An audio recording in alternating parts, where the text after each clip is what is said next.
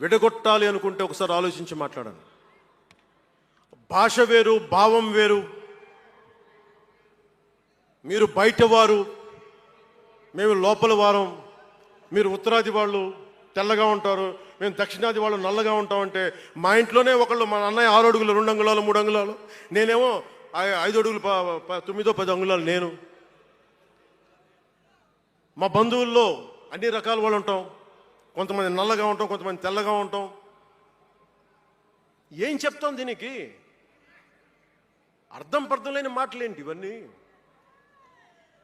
ఇలాంటి మాటలతోటి దేశాన్ని విచ్ఛిన్నం చేయకండి. రాజకీయ వైరుధ్యాలు వేరు, ఆ వైరుధ్యాలు ఉండడం సహజం. వైరుధ్యాలు ఉన్నాయి అనే నెపం మీద దేశాన్ని ముక్కలు చేయకండి. దక్షిణాదినున్న సెంగోల్, ఉత్తరాదినున్న ఢిల్లీ పార్లమెంట్లో ఉంది. ఒకవేళ వైరుధ్యం వస్తే వేర్పాటువాదం విడిపోమని కాదు, అది కాదు, కలిసి పరిష్కారం వెతకమని. డీలిమిటేషన్ ఉంది ఈ రోజున. డీలిమిటేషన్ జరిగితే పార్లమెంట్ సీట్లు దక్షిణాదికి తగ్గిపోతాయి అంటే అసలు తగ్గుతాయా లేదని డిస్కషన్ పెట్టండి.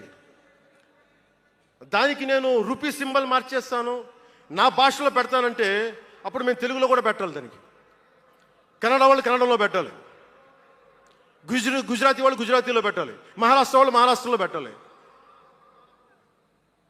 దేనికైనా ఒక వివేకం, ఆలోచన ఉండద్దా?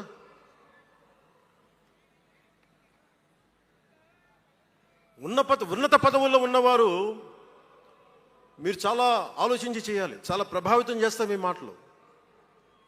ఒకటి విధ్వంసం చేయడం తేలిక, ఒకటి నిర్మాణం చేయడం కష్టం. నేను వివక్ష అనుభవించలేదు అనుకుంటున్నారా మీరు అందరూ?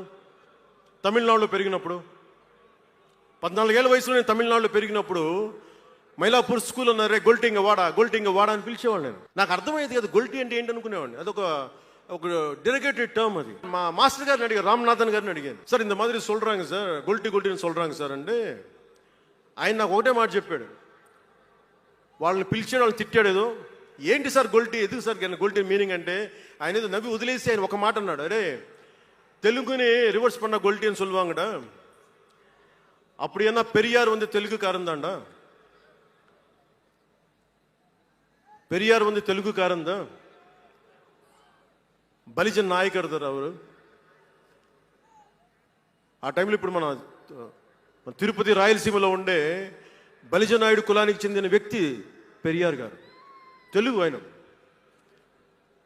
ద్రావిడ ఉద్యమ రూపకర్త.